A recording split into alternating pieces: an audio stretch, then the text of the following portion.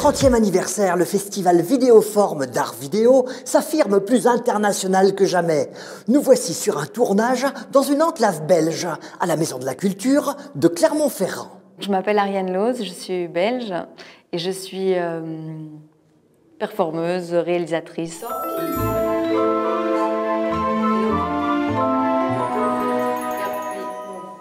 En me filmant toute seule, en essayant de jouer différents rôles moi-même et en assumant toute la technique cinématographique seule, enfin, ou avec un seul assistant, mon but est de finalement nous confronter à la multiplicité de nos personnalités qui sont en général bien cachées. Ça me permet de faire comme un kaléidoscope de personnalités dans un seul corps. De quand date votre dernier examen de conformité ? Et en même temps, c'est aussi un questionnement sur le cinéma.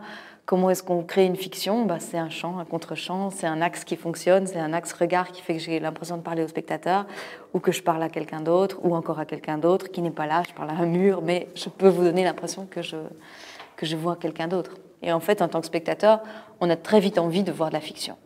Et donc moi, c'est ça que j'avais envie de questionner, c'est à quel point est-ce qu'on a besoin de peu de choses pour voir une fiction.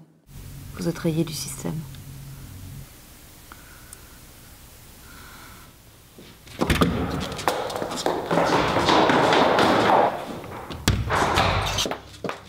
Tout doit se faire en 24-48 heures. 24 heures de tournage, 24 heures pour monter, et puis le film sera présenté. Et au moment, juste avant la présentation du film, je continue à tourner. Je continue à filmer des scènes en plus. J'ai décidé d'ouvrir le tournage en faisant une performance publique. C'est grâce à Transculture, le partenaire belge de Vidéoforme, que nous découvrons le travail d'Ariane Loos. Pour son 30e anniversaire, le festival clermontois a en effet donné carte blanche à Transculture, qui réside à Mons, la capitale européenne de la culture 2015. Comment apparaît au fait, en France, la personnalité des artistes belges ? Ce sont des électrons libres, beaucoup plus libres d'une certaine manière que les Français. Ils se permettent de faire des choses, ils sont très actifs et nous, c'est un écho qu'on reçoit bien parce que c'est ce qu'on essaie de faire, nous, à Clermont-Ferrand.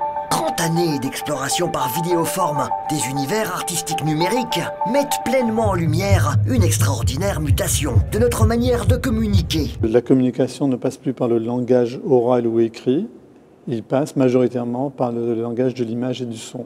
Et nous, ce qui nous intéresse, c'est ce qu'en font les artistes, quelque chose qui tient du sensible, du poétique, mais qui fait réfléchir les gens aussi.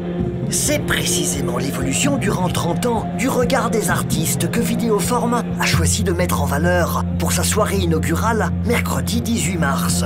Une compilation des créations artistiques les plus marquantes est projetée à l'intérieur d'une sphère de 6 mètres de diamètre. On s'est dit que comme on avait toujours eu la posture des gens qui étaient tournés vers le futur, on allait demander, pour faire le lien entre le passé et le futur, à un très jeune musicien de venir faire la bande-son.